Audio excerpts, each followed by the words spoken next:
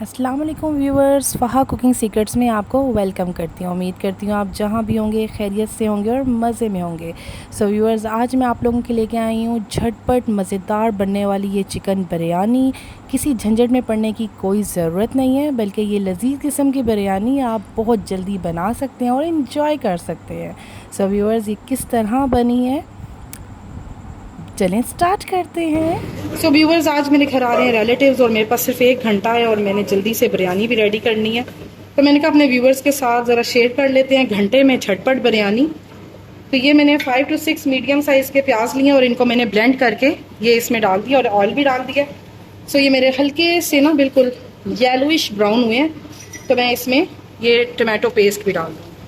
جھٹ پٹ بریانی ہے ویورز، تو اس لیے جلدی جلدی بنانی ہے، ٹائم بہت شارٹ ہے۔ میں نے کہا اپنے ویورز کے ساتھ شیئر کرتے ہیں اس کو۔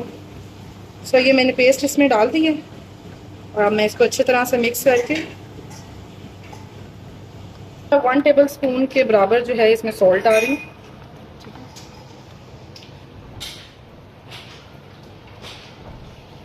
کسی بھی برانڈ کا آپ لوگ بریانی مسالہ لے سکتے ہیں ویورز، لیکن میں نے یہاں پر بتانا ضروری سمجھتی ہوں کہ شان کا بریانی مسالہ لیا ہے میں نے یہاں پہ، بہت ہی اچھا فلیور ہے ان کا۔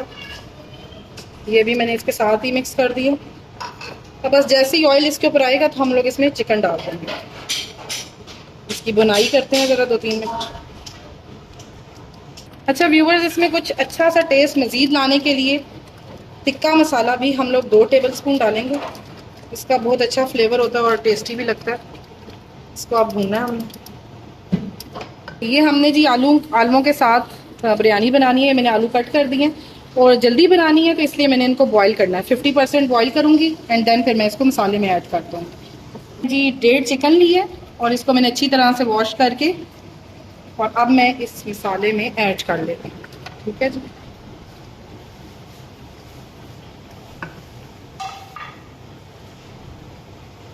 میں اس کو مکس کر لوں گی۔ اب اس کو 1-2 منٹ ہم نے اس طرح سے بھوننا ہے اور پھر اس میں اتنا پانی ڈالیں گے کہ چکن گل جائے، بہت زیادہ نہیں، بس اتنا کہ جس میں چکن گل جائے اور مسالہ ہمارا ایسے ہی رہ جائے۔ یہ کچھ سوکھے ہوئے آلو بخارے وغیرہ ہیں، یہ بھی ہم اس میں ایڈ کر دیں گے۔ سو ویورز، اس کو ہم لوگ جو ہے بھنائی کر رہے ہیں اس کی ابھی ساتھ ساتھ، لیکن اس کا نام جھٹ پٹ اس لیے رکھا ہے کیونکہ ہے بھی، بنتی بھی بہت تیز ہے اور بہت ٹیسٹی بنتی ہے۔ تو آپ لوگ ٹرائی کیجئے گا، آپ کو خود پتہ لگے گا کہ یہ بہت مزے کی ہوگی۔ ہم لوگ اتنا پانی ڈالیں گے کہ جس میں ہمارا چکن جو ہے وہ اچھے سے گل جائے۔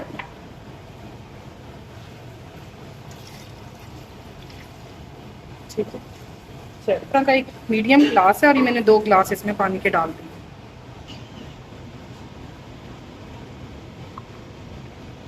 اس کو ہم لوگ ڈھانپ کے تب تک بنائیں گے جب تک ہماری چکن اچھے سے گل نہیں جاتی۔ اچھا جی، یہ ویورز پھر اب اس کے گلنے تک ہم لوگ ایسے ہی رکھتے ہیں اور اس کو ڈھانپ کے پکائیں گے۔ سو اب آپ سے ملتے ہیں چکن گلنے تک۔ ٹھیک ہے، آلو ابل رہے ہیں تو اس میں اب ہم لوگ ایسا کرتے ہیں کہ تھوڑا سا سالٹ ڈال دیتے ہیں۔ ہم لوگوں نے 2 پنچ سالٹ ڈالا۔ جیسے یہ بوائل ہوں گے، مطلب 50 to 60% آپ نے اس کو بوائل کرنا ہے اور دین ہم لوگ اس کو جی جلدی جلدی میں تو میں بھول گئی کہ اس میں نے ادرک لہسن کا پیسٹ ڈالنا ہے، تو یہ 1.5 ٹیبل اسپون کے برابر ادرک اور لہسن کا پیسٹ ہے۔ آپ اس اسٹیج پہ بھی ڈال سکتے ہیں، کوئی ایشو نہیں ہے۔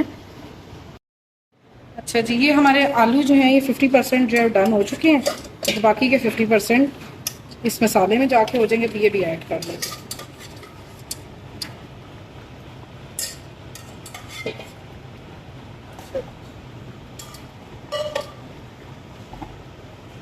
اس کو مکس کر لیتے ہیں۔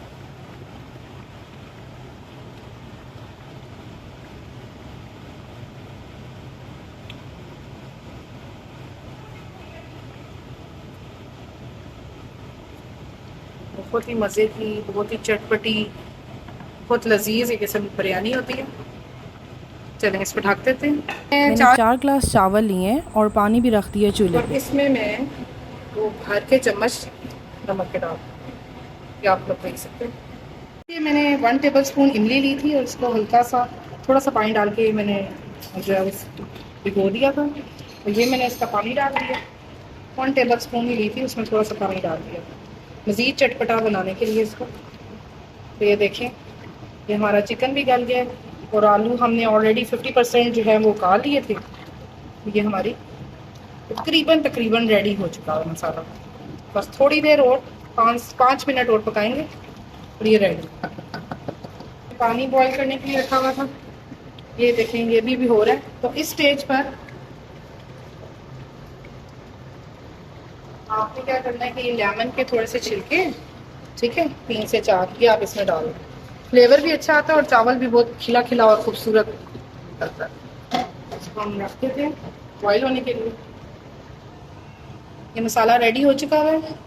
تیل نے چھوڑ بھی دیا مسالہ اور بہت اچھے طریقے کا یہ بہت زبردست مسالہ ریڈی ہو گیا. آپ یہ دیکھیں بہت پیارا کلر بھی ہے اس مسالے کا. اور اب بس میں یہ پانی جیسے ہی بوائل ہوتا ہے تو اس میں چاول ڈال دوں گی اور پھر ہم لوگ اس کی تہیں لگائیں گے اور میں آپ کو دکھاتی ہوں. اچھا یہ پانی ابل گیا ہمارا اور اب اس میں ہم لوگ سارے رائس ڈال دیں گے. اچھے سے صاف کرتے ہیں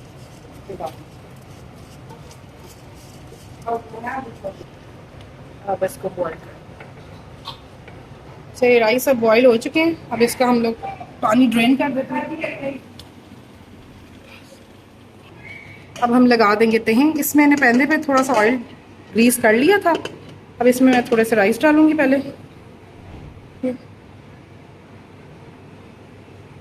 میں نے تھوڑے سے رائس ڈال لیے.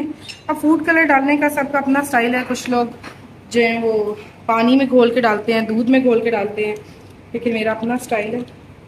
تو میں اس کو جو ہے یہ میں نے اورنج فوڈ کلر لیا.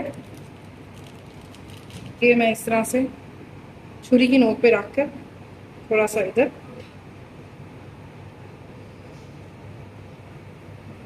کلر ڈال دیں.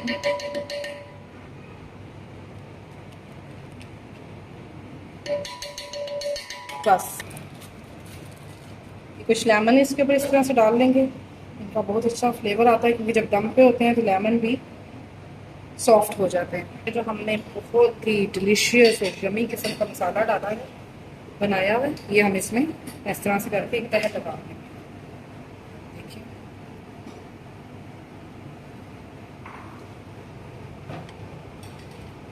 اس طرح سے کر کے صرف دو. کافی لوگ کافی زیادہ تہیں لگاتے ہیں لیکن میں صرف 2 تہیں لگاتی ہوں. تو اس میں ایزیلی جو ہے وہ مکس ہو جاتے ہیں رائس بھی. دیکھیں اس طرح سے کر کے آپ نے سارا جہاں جہاں پہ رائس ہیں وہاں پہ سارا مسالہ فل اپ کر دینا. اسی سرکل کو پہلے رائس یہ لاسٹ اس کی تہ اچھے سے سارا ہم لوگ صاف کر کے پھر ڈالیں گے اس کے اندر. یہ رائس ڈال کے اس کو آپ تھوڑا سا ہلکے ہاتھوں سے تاکہ چاول بھی نہ ٹوٹے دوبارہ سے مسالہ آپ کو اس طریقے سے ڈال دیں.